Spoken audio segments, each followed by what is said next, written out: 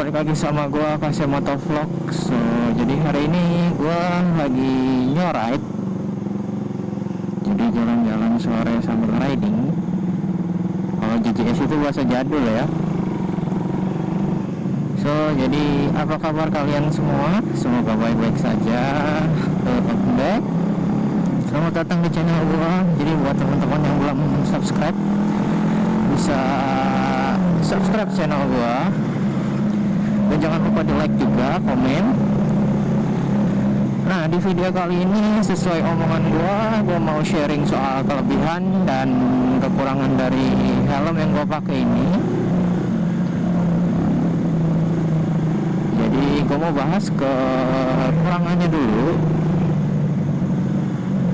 Jadi untuk kekurangannya gua bagi tiga bagian yang emang agak signifikan sih. Untuk kekurangan yang pertama,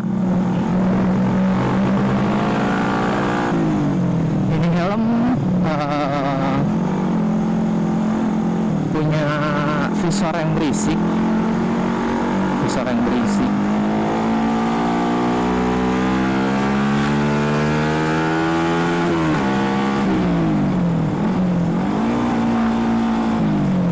Helm visornya berisik dalam arti gini loh guys.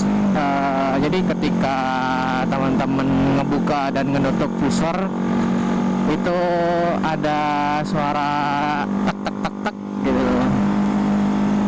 Dan yang paling kencang itu waktu kalian pakai visor lock. Jadi emang sih visor locknya gampang, tinggal ditekan doang. Cuma yang bikin risih, misalkan temen-temen nggak biasa, itu pasti bakal risih sih. Jadi kayak ada suara aneh gitu loh.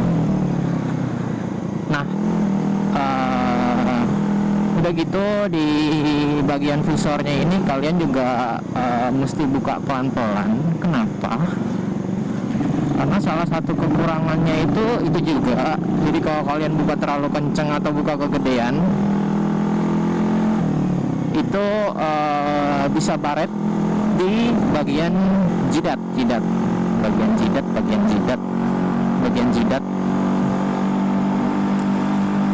Jadi di jidat helmnya tuh bakalan baret. Jadi itu untuk kekurangan yang pertama. Dan untuk kekurangan yang kedua, ini emang lebih signifikan. Jadi dibanding sama helm Falcon gua, helm ini kekurangan berikutnya yang kedua ini adalah berisik. Asli sih. Jadi ini helm berisik banget cuy. Asli.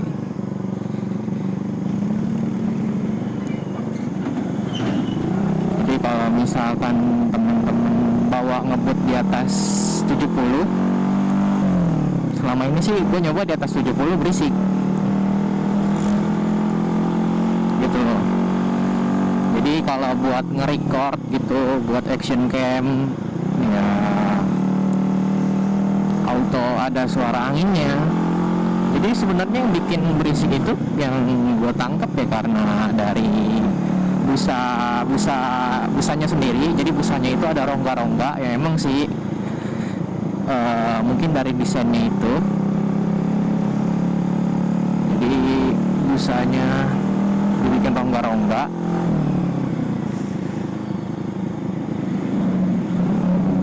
Jadi itu sih yang bikin jadi berisik ini helm gitu loh. So far ya kalau kalian pakai bener sih nggak masalah sih, masih no problem.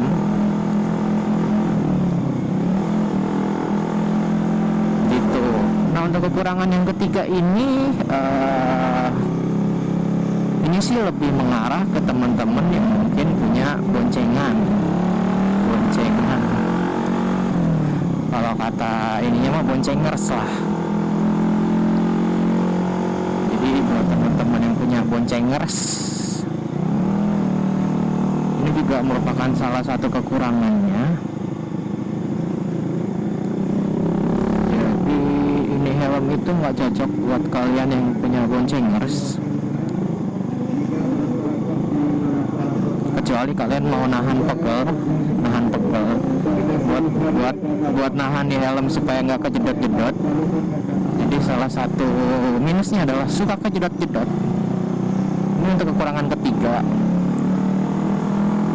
Jadi rentan banget kejedot dan bikin lecet yang namanya spoiler nih yang di belakang.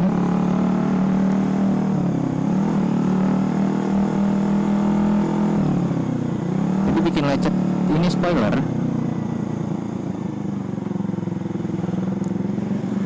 Dan gua rasa ya itu masuk salah satu kekurangan sih.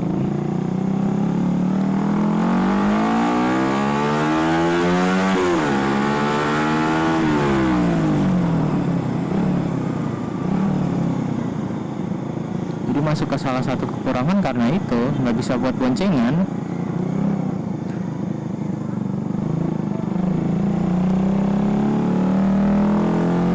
Jadi buat boncengan sedikit ya kalian mesti nahan gitu loh.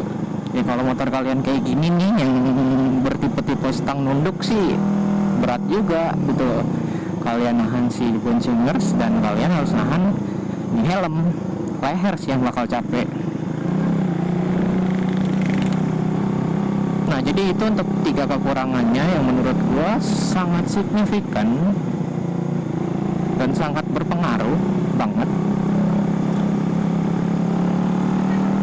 Nah sekarang kita mau beralih ke 3 kelebihannya menurut gua. Jadi untuk 3 kelebihannya, yang pertama itu bahas pertama. Jadi kelebihan pertama ini juga berpengaruh karena nih helm enteng banget. Gue juga bingung dibandingkan sama Arai gue yang ala-ala, dan Falcon gue ini paling enteng. Padahal nih helm ya hasilnya gede gitu loh, tapi asli enteng banget. Ini sih buat jalan jauh gue rasa nyaman banget. Bakalan nggak ada tuh yang namanya pegel-pegel, dan worth it banget sih kalau buat gawe ya. Tapi ya lumayan lah, nyaman juga, adem. Nah untuk apa ya, kelebihan yang kedua ini juga ada hubungannya sama keentengannya mungkin ya. Jadi ini helm tuh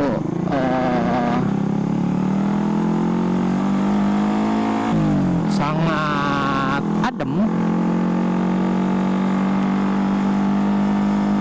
adem dalam arti gini loh, busanya nyaman banget, nyaman parah sih kalau gue bilang.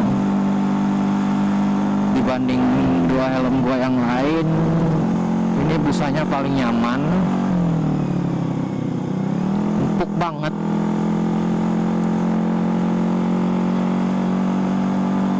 Dan emang benar-benar apa ya, ya helm ibaratnya masih terjangkau tapi rasanya rasa mewah gitu loh.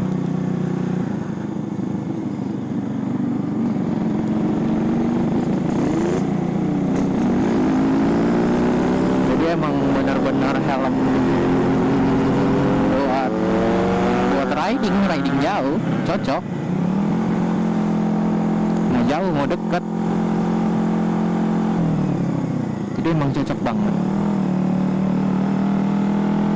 Dan ya gak bakal ngecewain lah untuk busanya ini.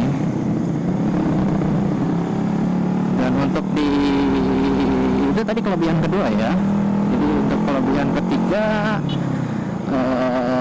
ini helm itu harganya masih terjangkau kalau gue bilang ya. Apalagi di tahun ini karena ini helm juga keluaran udah lama dan makin kesini tetap ada namanya, nggak ngilang.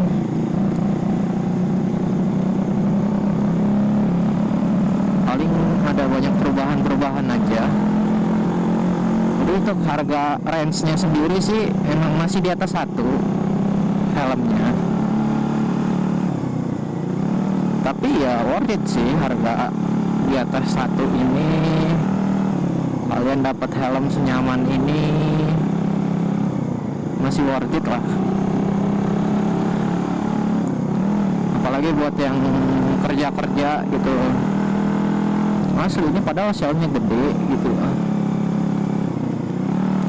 Makanya kenapa gue bilang worth it. Helm lokal itu nggak pernah kalah sama helm luar. Dan harganya sekarang nih, tadi kan gue bilang harganya yang terjangkau. Ya emang range-nya itu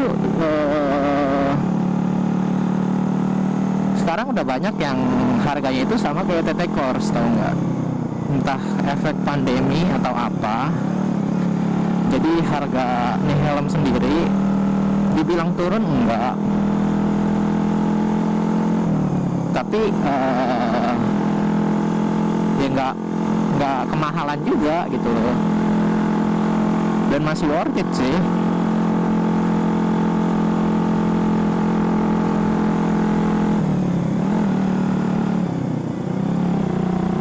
Dan kalau bisa kalian cari tuh di grup Facebook. Kenapa gue bilang gitu? Karena di grup Facebook sendiri yang gue tangkep ya emang tempatnya sih. Kalian mau ngomong gimana juga tempatnya di situ, ya udah begitu gitu loh.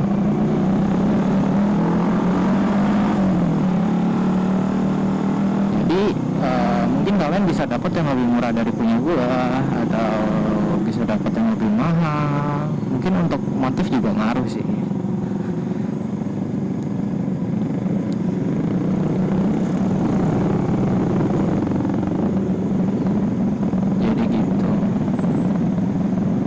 Mungkin itu aja untuk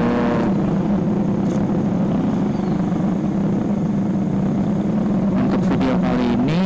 Thank you for watching. Jangan lupa like, comment, and subscribe. Share juga ke teman-teman kalian. Semoga bermanfaat.